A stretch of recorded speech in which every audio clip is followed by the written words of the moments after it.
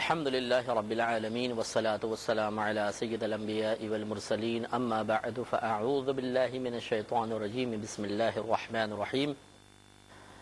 الحمدللہ پروگرام الفرقان میں عقیدہ آخرت کا تذکرہ چل رہا تھا اور اس کے بارے میں مختلف احادیث کریمہ ذکر کی جا رہی تھیں جن میں آخرت سے متعلقہ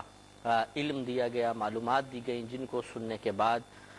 ہمیں معلوم ہوتا ہے کہ ہمیں آخرت کے بارے میں کن کن چیزوں کا اعتقاد رکھنا چاہیے۔ اور چونکہ ہمارے نبی کریم صلی اللہ علیہ وسلم نے اپنے رب کے حکم سے ان چیزوں کو بیان فرمایا، لہٰذا ان میں کوئی شکوک و شبہات نہیں ہوں گے۔ اگرچہ آخرت کے اکثر معاملات ایسے ہیں جو عقل سے ماورا ہیں، یعنی عقل ان کا احاطہ کر ہی نہیں سکتی ہے، ان کا تصور قائم نہیں کر سکتی ہے۔ ایک عجیب و غریب آخرت کے احوال کی صورتحال ہے جس کی حقیقت تک پہنچنے تک ہماری عقل بالکل عاجز ہے اور یہ قصور مانتی ہے اپنا کہ میں وہاں تک نہیں پہنچ سکتی، لیکن ہمیں ماننا پڑے گا چاہے عقل اسے تسلیم کرے یا نہ کرے، اس لیے کہ ہمارے نبی کریم صلی اللہ علیہ وسلم نے یہ غیبی خبریں ہمیں عطا فرمائی ہیں۔ تو آخرت کے احوال سے متعلق ہم نے آپ کو پہلے بتایا تھا کہ اس میں موت کا معاملہ بھی ہے، پھر قبر کا معاملہ، پھر میدان محشر میں اٹھنا، اس کے علاوہ قرب قیامت کی بڑی علامات، پھر سور پھونکنے کا معاملہ، اسی طرح اللہ تعالیٰ کی بارگاہ میں حاضر ہونا، میدان محشر کا قائم ہونا، حوض کوثر، پل صراط، پھر جنت دوزخ کے اندر داخلہ، یہ تمام معاملات عقیدہ آخرت سے ہی تعلق رکھتے ہیں، یعنی ان کا عقیدہ رکھنا ہی اصل میں عقیدہ آخرت ہے۔ تو چنانچہ اس کے بارے میں مختلف حدیثیں ہم آپ کی خدمت میں عرض کر رہے تھے۔ ایک اور حدیث ہے بخاری و مسلم کی، کافی طویل حدیث پاک ہے لیکن بہت ہی آخرت کے بارے میں دلچسپ، اس میں نبی کریم صلی اللہ علیہ وسلم نے واقعہ بیان فرمایا، اور یہ 3 حدیثیں ہیں جو تقریباً ملتی جلتی مضامین ہیں، الفاظ تھوڑے سے مختلف ہیں، واقعہ تھوڑا سا مختلف ہے، ہم تینوں آپ کی خدمت میں عرض کریں گے کیونکہ ان تمام باتوں کے سننے سے ہمارے اس عقیدے میں مضبوطی پیدا ہوتی ہے کہ واقعی ایک آخرت ہے اور اس طرح کے معاملات ہوں گے۔ یہ بخاری مسلم کے حدیث پاک ہے، حدیث نمبر 5341، اور حضرت ابو ہریرہ رضی اللہ تعالی عنہ اس کے راوی ہیں۔ یہ جیسے ہم نے پیچھے حضرت ابو سعید خدری رضی اللہ تعالیٰ عنہ کی حدیث مبارکہ عرض کی تھی کہ لوگوں نے سوال کیا رسول اللہ ہم اپنے رب کو دیکھیں گے، پھر سرکار نے فرمایا کیا تم سورج یا چاند کے دیکھنے میں شک کرتے ہو؟ اور صحابہ کرام نے جواب دیا تھا۔ وہ تمام چیزیں اس میں بھی ہیں۔ آگے جو نئی چیز ہے اس میں یہ ہے، پھر نبی کریم صلی اللہ علیہ وسلم نے ارشاد فرمایا کہ دوزخ کے دونوں کناروں کے درمیان پل صراط قائم کیا جائے گا، تو جو پیغمبر اپنی امت کے ساتھ نکل کر گزریں گے میں ان میں سب سے پہلا ہوں گا، اور اس دن سوائے رسولوں کے اور کوئی کلام نہیں کرے گا، اور رسولوں کا کلام اس دن اللہ تعالیٰ کی بارگاہ میں ہوگا، یا الہی سلامت رکھ، یا الہی سلامت رکھ، یعنی پل صراط کے پاس نبی کریم ارشاد فرما رہے ہیں کہ سب سلم سلم کہہ رہے ہوں گے، اور دوزخ میں خمدار کانٹے ہوں گے سعدان کے کانٹوں کی طرح۔ سعدان ایک گھاس ہے جس میں کانٹے دار گھاس ہوتی ہے جو بہت بری طرح چبھتے ہیں، اور جانور کھاتے ہیں تو ان کی زبان پہ بھی لگ جاتے ہیں، جبڑوں میں چبھ جاتے ہیں۔ تو سرکار نے تشبیہ دیتے ہوئے فرمایا کہ سعدان کے کانٹوں کی طرح جہنم دوزخ میں خمدار کانٹے ہوں گے جن کی بڑائی اللہ تعالیٰ کے سوا کوئی نہیں جانتا، یعنی کتنے بڑے ہوں گے اللہ ہی بہتر جانتا ہے۔ وہ لوگوں کو ان کے اعمال کے مطابق اچک لیں گے، یعنی کانٹوں میں اٹک جائیں گے لوگ اس طریقے سے۔ ان میں سے بعض وہ ہوں گے جو اپنی بدعملی کی وجہ سے ہلاک کیے جائیں گے، اور بعض ان میں سے وہ ہوں گے جو زخمی ہو کر نجات پائیں گے، یہاں تک کہ جب اللہ تعالیٰ اپنے بندوں کا فیصلہ فرما کر فارغ ہو جائے گا اور جن کو آگ سے نکالنے کا ارادہ کیا جا چکا ہوگا انہیں نکال دیا جائے گا، تو ان لوگوں نے وہ لوگ ہوں گے جنہوں نے لا الہ الا اللہ کی گواہی دی ہے، تو اللہ تعالیٰ فرشتوں کو حکم دے گا کہ انہیں بھی نکال دو جو اللہ کی عبادت کرتے تھے، یعنی جو گناہوں کی کثیر گناہوں کی وجہ سے چلے گئے لیکن عبادت بھی ان کے پاس تھی، جس کی علامت خود سرکار فرماتے ہیں کہ وہ فرشتے انہیں سجدے کے نشانوں سے پہچانیں گے، یعنی ان کے گویا کہ وہ نمازی ہوں گے، نہ ماتھے پہ پیشانی پہ سجدے کا نشان ہوگا، لیکن کوئی بدعمالی ہوگی جس کی وجہ سے جہنم میں چلے جائیں گے۔ تو سرکار مدینہ صلی اللہ علیہ وسلم ارشاد فرماتے ہیں کہ اللہ تعالیٰ آگ پر یہ ناممکن کر دے گا کہ سجدے کے نشانوں کو جلائے،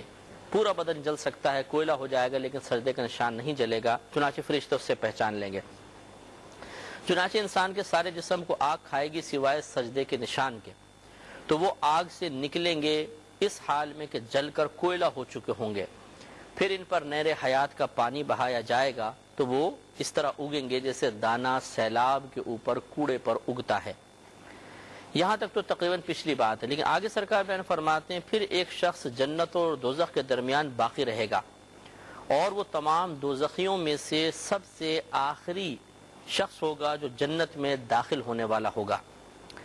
وہ اپنا منہ آگ کی طرف کیے ہوگا، عرض کرے گا یا رب میرا منہ آگ سے پھیر دے، مجھے اس کی بو نے تکلیف پہنچائی ہے۔ یعنی اسے جہنم سے نکالیں گے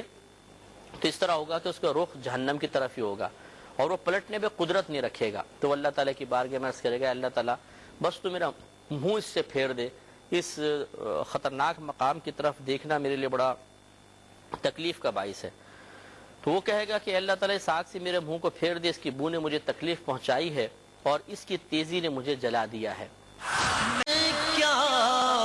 میرا رہنما کوئی اور ہے؟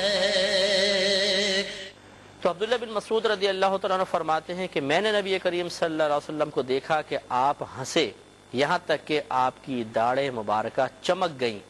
اور نبی کریم صلی اللہ علیہ وسلم نے فرمایا کہ یہ جنت والوں میں سے سب سے ادنا درجے کا جنتی ہوگا۔ تب اندازہ فرمایا کہ دنیا بلکہ دنیا سے 10 گنا زیادہ اس کو جنت دی جائے گی اگر ہم تھوڑا سا صبر کریں، تھوڑی سی تکلیفات کو برداشت کر لیں تو کل اتنی بڑی جنت ملے گی جس کا تصور بھی ہم قائم نہیں کر سکتے ہیں۔ اس انسان ہو سکتا ہے کہ پچھتائے کہ کاش میں دنیا میں اپنے آپ کو سنبھال لیتا، اچھے اعمال کرتا تو آج اللہ تعالیٰ کی بارگاہ سے مزید انعامات پاتا، لیکن بہرحال وہاں کا پچھتانا ایک الگ چیز ہے۔ ہمیں کوشش یہی کرنی چاہیے کہ دنیا میں رہتے ہوئے اپنے رب کو راضی کرنے کی کوشش کریں، اور آخرت کے یہ احوال جو بار بار بیان کیے جاتے ہیں یا نبی کریم نے بکثرت بیان فرمائے وہ اسی لیے تاکہ ان کو سننے کے بعد انسان اپنا محاسبہ کرے، اپنے ظاہر میں اپنے باطن میں ایک چینج لائے، تبدیلی کرے، اپنے اعمال کو بدلے، اپنی کیفیات کو بدلے، اپنی سوچ کو بدلے، اپنے مستقبل کے منصوبوں کو بدل لے۔ غلط قسم کے منصوبے بنائے ہیں ان سے توبہ کرے، اچھے منصوبے ہیں تو ٹھیک ہے ان پر عمل کرے، اور اسی طرح موجودہ اپنے حالات کا محاسبہ کرتے ہوئے اپنے آپ کو اللہ تعالیٰ کی رضا والے کاموں میں مشغول رکھے تو انشاءاللہ اس کی نجات ہوگی۔ ایک مسلم کی مزید روایت حضرت ابو ذر غفاری رضی اللہ تعالی عنہ سے مروی ہے، حدیث نمبر ہے 5346۔ اس میں کہتے ہیں کہ نبی کریم صلی اللہ علیہ وسلم نے ارشاد فرمایا کہ میں اس شخص کو جانتا ہوں جو اہل جنت میں سے سب سے آخر میں جنت میں داخل ہوگا اور دوزخ میں سے دوسریوں میں سے سب سے آخر میں وہاں سے نکلے گا۔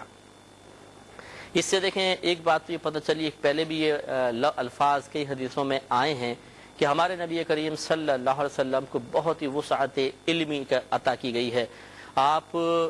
قیامت کب قائم ہوگی تو بہت پہلے کا معاملہ ہے۔ سرکار تو فرما رہے میں اس شخص کو بھی جانتا ہوں جو سب سے آخر میں جہنم سے نکلے گا اور سب سے آخر میں جنت میں داخل ہوگا۔ اس سے معلوم ہوا کہ ہمارے نبی کریم صلی اللہ علیہ وسلم کو اللہ تبارک و تعالی نے بہت ہی وسیع علوم عطا فرمائے اور قیامت تک کے احوال آپ پر منکشف فرما دیے گئے۔ لیکن اتنا ضرور ہے کہ جیسے ہم نے پہلے بھی علم غیب کے معاملے میں عرض کیا تھا کہ ہم یہ نہیں کہتے کہ آخرت کے جتنے بھی احوال ہیں یا آخرت کے جتنے بھی معاملات ہیں وہ تمام نبی کریم کو پتہ ہے، بلکہ ہم یہ کہتے ہیں کہ جتنے سرکار نے بیان فرما دی یقیناً وہ آپ کو علم عطا کیا گیا، جن کے بارے میں سرکار خاموش ہیں ہم نہ اس کا اقرار کریں گے نہ انکار کریں گے۔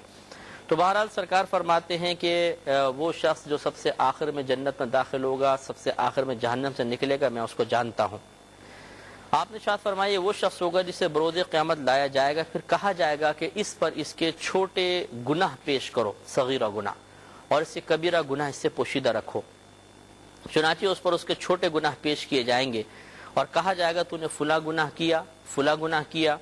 وہ اقرار کرے گا کیونکہ اس میں انکار کی طاقت نہیں ہوگی، اور وہ ڈر رہا ہوگا کہ کہیں میرے بڑے گناہ مجھ پر پیش نہ کر دیے جائیں، کبیرہ گناہ، وہ گھبرا رہا ہوگا میں نے بڑے بڑے گناہ بھی تو کیے، وہ اللہ تعالیٰ پیش نہ کر دے، چھوٹے چھوٹے گناہ پیش ہو رہے ہوں گے۔ جب یہ گناہ پیش کر دی جائیں گے تو اللہ تبارک و تعالیٰ ان چھوٹے گناہوں کے بارے میں فرمائے گا کہ تیرے لیے ان میں سے ہر گناہ کے بدلے میں ایک نیکی ہے۔ جب یہ کہے گا اللہ تعالیٰ فرمائے گا تو اچانک وہ شخص بول اٹھے گا اور کہے گا اللہ تعالیٰ میں نے کچھ کبیرہ گناہ بھی تو کیے تھے وہ مجھے نظر نہیں آ رہے۔ یعنی پہلے تو ڈر رہا ہوگا ظاہر نہ ہو جائے، اور پھر وہ سوچے گا اچھا یہ تو گناہ کے بدلے میں انعام مل رہا ہے الٹا، تو پھر وہ فوراً کہے گا اللہ تعالیٰ وہ کبیرہ گناہ نظر نہیں آ رہے وہ کہاں گئے؟ تو نبی کریم صلی اللہ علیہ وسلم صحابی فرماتے ہیں کہ میں نے دیکھا کہ نبی کریم صلی اللہ علیہ وسلم ہنس پڑے یہاں تک کہ آپ کی داڑھیں چمک گئیں، یعنی بہت زیادہ ہنسے، سرکار آواز سے نہیں ہنستے تھے لیکن جیسے بے اختیار ہنسی آ جاتی ہے ایسے کبھی کبھی نبی کریم صلی اللہ علیہ وسلم ہنستے تھے اور آپ ہنستے ہوئے آپ کی داڑھیں مبارکہ ظاہر ہوتی تھیں۔ تو اس سے معلوم ہوا کہ آخرت میں اللہ تبارک و تعالیٰ کا بڑا فضل ہوگا، بڑا کرم ہوگا۔ اللہ تعالیٰ حقیقت یہ ہے کہ عذاب دے کر کیا کرے گا، عذاب اگر دے گا تو اس کو کیا فائدہ حاصل ہوگا، اگر ہم نے گناہ کیے تو اس کا کیا نقصان۔ لیکن اس کا مطلب ہرگز یہ نہیں ہے کہ معاذ اللہ ہم آپ کو ترغیب دے رہے ہیں کہ گناہ کریں، لیکن اللہ کی رحمت سے کبھی بھی مایوس مت ہوں، کیونکہ وہ بروز قیامت نہ صرف گناہ معاف کرے گا بلکہ گناہوں کے بدلے میں نیکی بھی عطا فرما دے گا۔ اللہ تعالیٰ سے دعا ہے کہ رب کریم ہمیں آخرت کے احوال کے پیش نظر اپنے اعمال کی اصلاح کی توفیق عطا فرمائے، آمین۔ وآخر دعوانا ان الحمد للہ رب العالمین۔